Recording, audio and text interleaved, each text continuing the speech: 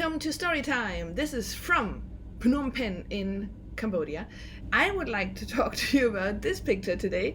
It is a pass, it is a media pass, and it was a very, very special time for me when I was in Las Vegas for the very first time at the WSOP, the World Series of Poker, as a media person.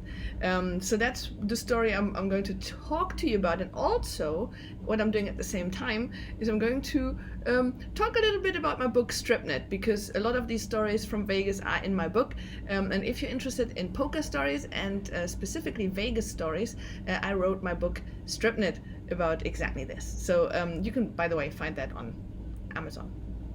So in 2008, 2009, I was quite active doing some work for IntelliPoker, so the poker school of poker stars, and I helped a little bit with some blogging work. So that means, so if you don't know much about poker, basically at the poker event, what happens if you play a tournament, your chips that you have can last you until the end and you win the tournament, or at any point, a given point, they can be gone and you're out of the tournament. So if you're following your favorite players or some friends or something, it's always quite interesting to know how many chips they got roughly, and if there were any interesting hands to see, did they play them right, would you play them differently, is there something maybe you could learn from a good player, how they play the hand. So that's why poker reporting exists. It's a long business, basically. It's been for a while that reporters have been sent to poker events, but the thing is, obviously, only since there's also poker television, this is become more interesting, because normally you don't really know what's happening in a hand unless the hand actually ends up being shown in the end. So, but yeah, poker reporting sometimes just means running around, writing down how many chips somebody has, running back, getting the updates on the internet and all that stuff. So I had done this kind of stuff in Europe before. So I was at EPT Monte Carlo, and I was at EPT San Remo and some German events. And then when I was in Vegas, I was asked to be basically like a chip count runner, because I wasn't as experienced yet with writing down hands. I didn't know that much about poker. So 2008 was when I was then in Vegas at the WSOP, got my very first pass, my media pass, to be running then around and getting some chip counts. And it was amazing because there were a lot of the poker players I knew, and it was my first time in Vegas, and walking around and actually having people wave at me and call my name, and it was just like the best experience ever.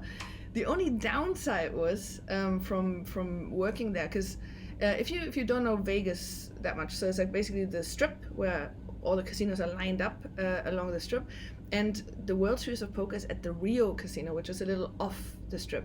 So because I was working with the IntelliPoker guys, we had a house that we all shared together, so we usually drove from the house to the Rio, and didn't even reach the strip because the casino was there, right?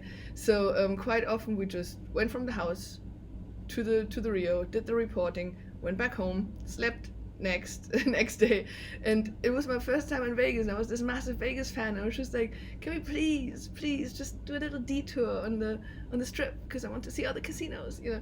And well, it didn't really happen, and they were like, no, I'm too busy, too tired, and I was like, so I think it took about 5 days until I actually finally got to the strip after like basically my whole life wanting to go to Vegas.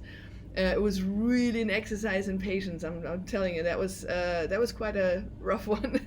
But then, yeah, I finally made it and saw the strip, and saw it in a way because I was doing some video stuff. So I was just filming two guys talking about Vegas and Vegas history and casino history, and I was filming them. So it was the best way then for me to actually see something, because I was out with them. They were giving information about all these places in Vegas for the camera, and I just had to basically film, and otherwise could just look around and see Vegas and enjoy it and love it, and it was awesome. So yeah, that was my first time that I was having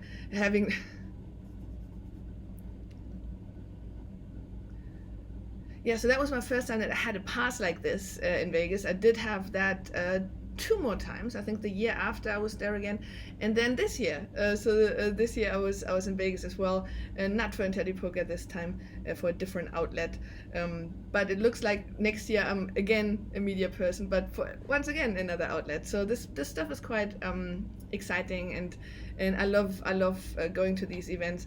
And right now I'm here in Phnom Penh at the World Poker Tour, which is downstairs. I don't really spend too much time. I'm not doing live reporting, and I'm doing some video stuff, some social media stuff. But they're so cool here. There's not even a pass, unfortunately, to keep as a memory. But then again, I don't have a memory wall to put these things anymore, so it would be anyway a digital memory, or just simply a memory. You know, you don't have to have like a physical item that proves that you did it and all that. So yeah, that was basically it. A very short one today. The story about it's on this side, my very first World Series of Poker media pass. There's more to come, I hope. And if you are interested, once again, go to Amazon, and it should be on almost all the different Amazon places. And the book is called Stripnet. And hang on, just happen to have one on the floor here. Stripnet. There we go. Okay, so I just put that here. Boom. Let's talk about this. So go to Amazon and order Stripnet for more Vegas stories and poker stories. There we go. Okay, see you next week. Bye.